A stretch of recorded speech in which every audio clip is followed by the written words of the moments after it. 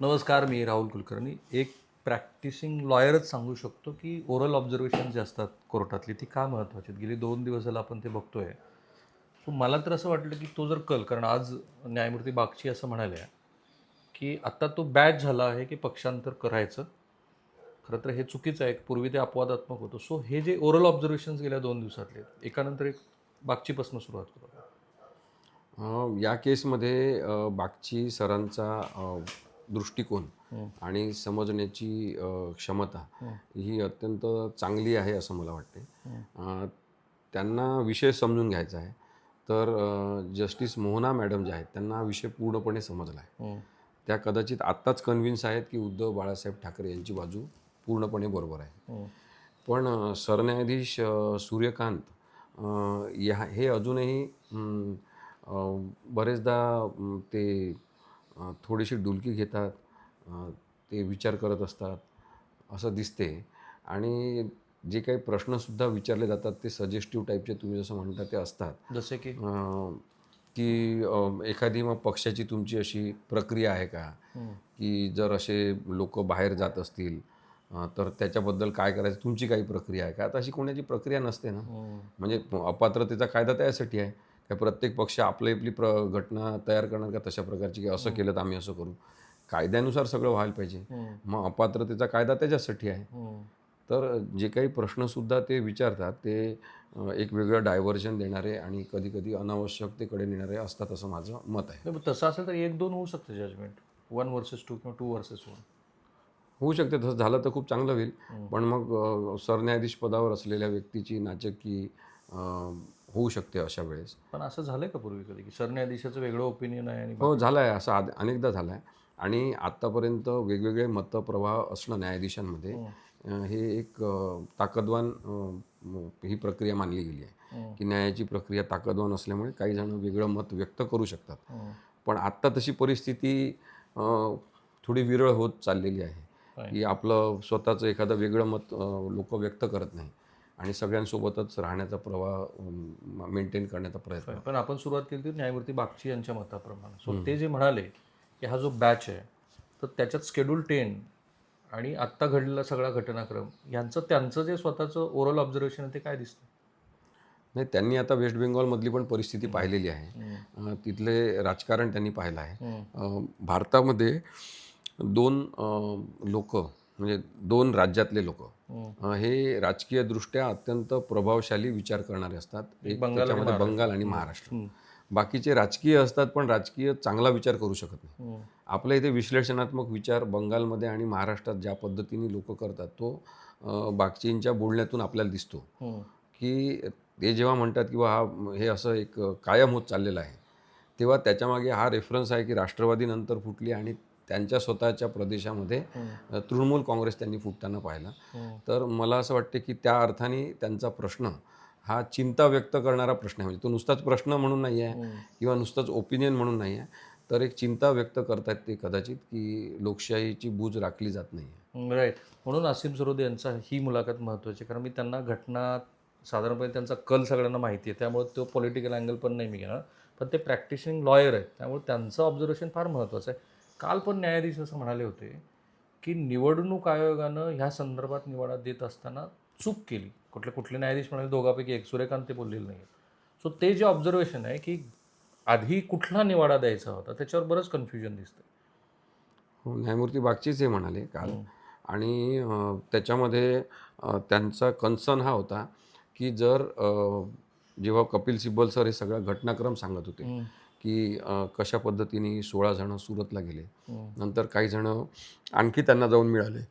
मग ते पुढे इथे गुवाहाटीला गेले हं, आणि त्यांनी अत्यंत चाणाक्ष पद्धतीने केवळ भाजप शासित सुरक्षित प्रदेश निवडले. हं, हे सगळं ते सांगत असताना बागची सरांनी त्यांना थांबवलं आणि त्यांना सांगितलं की आम्हाला ते सगळं माहिती आहे हं, आणि एवढंच आमच्यासाठी पुरेसं आहे की त्यांनी पक्षविरोधी कारवाई केलेली आहे. हं, त्याच्यामुळे आपल्या अँटी डिफेक्शन लॉच्या सेक्शन 2(1)A नुसार हं. बाय देअर कंडक्ट ते डिस्क्वालिफाय होतात. ओके. जे कोणी असतील ते. त्याच्यामुळे त्यांना तो विषय समजल्यामुळे त्यांनी म्हटलं की पुढचं काही तुम्ही सांगू सांगू नका. नका. आणि ते त्यांना कळलेलं आहे असं त्यांनी स्पष्टपणे सांगितलं. ओके. तर मला असं वाटतं की अशा कन्क्लुजनला न्यायाधीशांनी येणं किंवा हे समजलं आहे तर पुढचं सांगा, तर ते खूपच महत्त्वाचं लक्षण आहे. आणि दुसऱ्या न्यायाधीश जे आहेत त्यांची ऑब्झर्वेशन गेल्या 2 दिवसातली. याच्यामध्ये आपल्या ज्या मॅडम आहेत, न्यायमूर्ती मोहना, त्यांना तर हा विषय पूर्णच समजलेला आहे असं आम्हाला लक्षात आलं. ओके. म्हणजे बाहेर पण कोर्टाच्या आवारात काल सुप्रीम कोर्टात चर्चा सुरू होती, तर बरेच वकील हे म्हणत होते की न्यायमूर्ती Mohana seems to be convinced that Uddhav Thackeray is facing injustice. Okay. हे त्यांनी पण त्यांच्या असं डायसवर बसून त्या 2-3 वेळेला बोलल्यात संकेतात्मक. आपण एका व्यक्तीबद्दल बोलत नाही, we are talking about a जज. हो, नाही ते व्यक्तिशः त्या असं बोलल्या नाही, पण जेव्हा ते तिघंजणं चर्चा करत होते तेव्हा त्यांना दोघांना समजून काही गोष्टी सांगत होत्या आणि कन्व्हिन्स करत होत्या, हे आम्ही पाहू शकलेलो आहे. ओके. आता ते नेमकं काय बोलतात ते माहीत नाही, परंतु ज्या काही तुम्ही आत्ता विचारताय की फेशियल एक्सप्रेशन, बॉडी लँग्वेज, जो एक कल थोडा दिसतो प्रश्न विचारण्याचा, त्यातून किती विषय कळला आहे कोणाला हे कळते, किंवा कोणाला कळलेला असून पण समजूनच घ्यायचं नाही हे कळते. ओके. तर अशा पद्धतीने ती पण सरन्यायाधीशाबद्दल कदाचित असं असेल की सरन्यायाधीश अधिक समजून घेण्याचा प्रयत्न करतात, कारण फायनल जजमेंट ते सरन्यायाधीश ते स्वतः आहेत 3 जजपैकी. सो ते अधिक प्रयत्न करत असतील की मला हे अजून समजून घ्यायचं आहे, अजून समजून घ्यायचं आहे. Is it? नाही, असं त्यांना समजून घ्यायचं असेल तर चांगलीच गोष्ट आहे, त्यांना अजून काही वर्ष व्हावं आहे समजून घेण्यासाठी. म्हणजे सरन्यायाधीश झाल्यावर पण काही लोकांना समजून घ्यावं वाटत असेल तर मग आपल्याला त्याचा आनंद झाला पाहिजे का दुःख झालं पाहिजे वेगळी गोष्ट आहे. पण एक मुद्दा महत्त्वाचा आहे की बहुमत चाचणीचा आदेश जो दिला होता यांनी, भगतसिंग कोश्यारी, तो बहुमत चाचणीचा आदेशच मुळात चुकीचा होता. हे सुप्रीम कोर्टाने पण सुप्रीम कोर्टाने म्हटलं. ऑलरेडी. हे आता हे प्रस्थापित झालं. पण हाही बहुमताची चाचणीचा आदेश दिला तेव्हा प्रकरण कोणासमोर गेलं होतं? जस्टिस सूर्यकांत समोर गेलं होतं सगळ्यात पहिले की स्टे द्या यांच्या ऑर्डरवर या. तर त्यांनी सांगितलं नाही, मी ती प्रक्रिया काही थांबवू शकत नाही.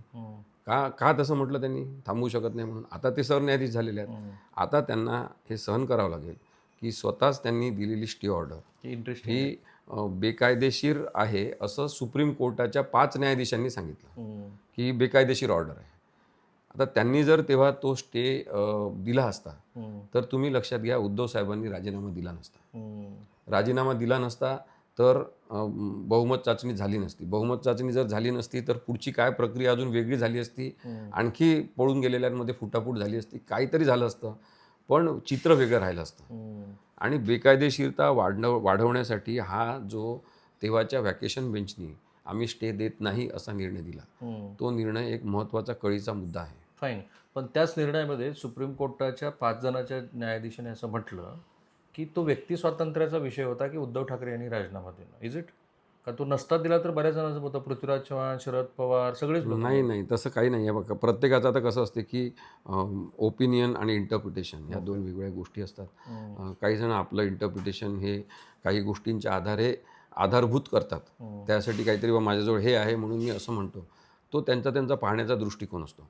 पण स्टेटस को अँटेचा आपण अर्थ पाहिला तर ज्या क्षणीपर्यंत ते मुख्यमंत्री होते त्या क्षणीपर्यंतचा विचार केला असता तर त्यांना पुन्हा रिइन्स्टेट करताच आलं असतं. आणि म्हणून त्याचा अर्थ त्या ज्युडिशियल किंवा लिगल फ्रेमचा जो लावलेला आहे त्या फ्रेजचा, तो चुकीचा आहे असं मला वाटतं. राईट. पण राजकीय पत्रकार म्हणून मला असं नेहमी वाटत आलेलं आहे की उद्धव ठाकरेंनी तेव्हा घाई केली. अर्थात विधिज्ञ म्हणून त्यांनी त्यांचं मत व्यक्त केले, कारण ते शेवट फ्लोअरपर्यंत जायला पाहिजे होतं. तिथे गेल्यानंतर अनेक गोष्टी घडल्या असत्या. कदाचित आत्ता फ्लोअर टेस्टमध्ये आत्ता जे दिसतं की 16 गेले की 56 गेले की काय वगैरे वगैरे, तर तिथे कदाचित तो अधिक स्पष्ट चित्र झालं. तर शेवटचा प्रश्न विचारतो, तुम्ही तेच जजमेंट हातात घेऊन बसला. 5 बेंचचं जजमेंट आहे, ते कॉन्स्टिट्युशनल बेंच होतं, सुभाष देसाई विरुद्ध महाराष्ट्र सरकार. सो तिथे प्रेसिडेंट सेट झालेला आहे, बरोबर? काहीतरी 4-5 तो काय प्रेसिडेंट आहे की जो यांना ओव्हरलुक नाही करता येणार? आता प्रेसिडेंटमधल्या ना महत्त्वाचे मुद्दे फक्त मी तुम्हाला सांगतो, मी ते लिहून ठेवलेले आहेत. ओके. म्हणजे पटकन सांगता येतील तुम्हाला. त्यांनी पहिली गोष्ट सांगितली की political party cannot be इक्विटेड with the legislative party. They are having both distinct and separate identity. मग आता ही चिरंतन चालणारी व्यवस्था म्हणजे पॉलिटिकल पार्टी आहे. काँग्रेस इतका जुना पक्ष आहे, अनेक जण आले आणि मेले आणि पक्ष मात्र सुरू आहे. पण दरवर्षी 5 वर्षासाठी निवडून येणारे आमदार खासदार वेगवेगळे असतात आणि त्यामुळे हा विधिमंडळ पक्ष हा एक साधा कंपोनंट आहे त्या राजकीय पक्षाच्या संकल्पनेमधला. मग केवळ आमदारांच्या संख्येवरून बहुमत ठरवणं हा निर्णय बेसिकली चुकीचा आहे. कोणाला कायदा माहीत असो किंवा नसो, निवडणूक आयोगाने ही गडबड केलेली आहे आणि ते बायस वागलेले आहे, कोणाच्या तरी दबावाखाली वागलेले आहे. ठीक आहे. त्यानंतर दुसरा मुद्दा आहे की व्हीप जो काढला, तो तो जो व्हीप आहे, उद्धव साहेबांनी प्रतोद म्हणून ज्यांना नेमलं आणि त्यांनी ज्यांना लेजिस्लेटिव्ह काउन्सिलचा मेंबर नेमलं किंवा त्या विधिमंडळ पक्षाचा प्रमुख नेता नेमला एकनाथ, तर त्यांना एकनाथ शिंदेंना काढल्यावर त्यांनी ज्यांना नेमलं त्यांनाच मान्य करायला पाहिजे. तुम्ही दुसऱ्यांना करू शकत नाही. आता हे सुद्धा सुभाष देसाईच्या पॅरेग्राफ नंबर 117 आणि 120 मध्ये सुप्रीम कोर्टाने नक्की करून टाकला आता. म्हणजे आता तुम्ही जसं म्हणता ना तसा हा जवळपास निर्णय आता ठरलेला आहे आणि केवळ हाच निर्णय नाही, जस्टिस चंद्रचूड यांच्यासह 4 न्यायाधीशांनी म्हणजे एकूण 5 जणांनी जो निर्णय घेतला आणि त्या निर्णयामध्ये सुद्धा अनेक गोष्टी त्यांनी नक्की करत नेल्या आणि केवळ विधानसभा अध्यक्षांची जबाबदारी असल्यामुळे तुमच्याकडे आम्ही पाठवतो असं म्हणून त्यांच्याकडे दिलं ते मॅटर परत पाठवलं. त्याच्यामुळे या दोन्ही निर्णयांचा आधार घेतला तर उद्धव ठाकरेंची बाजू ही आता अत्यंत स्ट्रॉंग आहे आणि जर तसा निर्णय कोणताही विचित्र न्यायाच्या व्यतिरिक्त घ्यायचा नसेल तर न्याय होण्याच्या दृष्टीने कायदेशीर निर्णय हाच राहील की उद्धव ठाकरेंची बाजूच बरोबर आहे. ठीक आहे. Thank you sir. मला एवढं तर निश्चित कळतं की शेड्यूल 10मध्ये जी स्पष्टता येणं गरजेचं आहे, त्याच्यासाठी हे जजमेंट लँडमार्क जजमेंट असणार आहे. उद्धव ठाकरेंचं काय होईल, त्यांनी कशा पद्धतीने राजीनामा दिला वगैरे ते प्रत्यक्षात येईल तेव्हा आपण बघूच. परंतु असीम सरोदे सर म्हणाले त्याप्रमाणे एक प्रेसिडेंट सेट आहे, त्याच्या बाहेर जाऊन तर मला वाटतं राज्यपालाच्या भूमिकेवरती पण तेव्हा स्पष्टीकरण आलेलं आहे की त्यांची चुकीची भूमिका आहे. चुकीची भूमिका हे सुद्धा म्हटलंय ना बहुमत चाचणीबद्दल सुद्धा त्यांनी स्पष्ट सांगितलं आहे की 28/6/2022 रोजी जो निर्णय घेतला तो अनलॉफुल होता असं म्हटलं.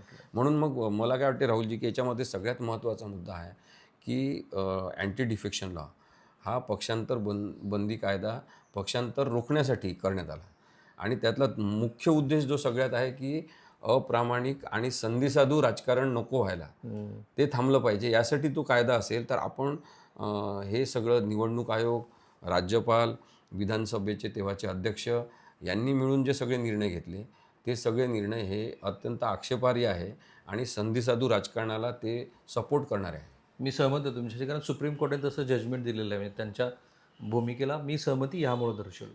थांबतो मी. तुमचे मुद्दे टाका कमेंट बॉक्समध्ये.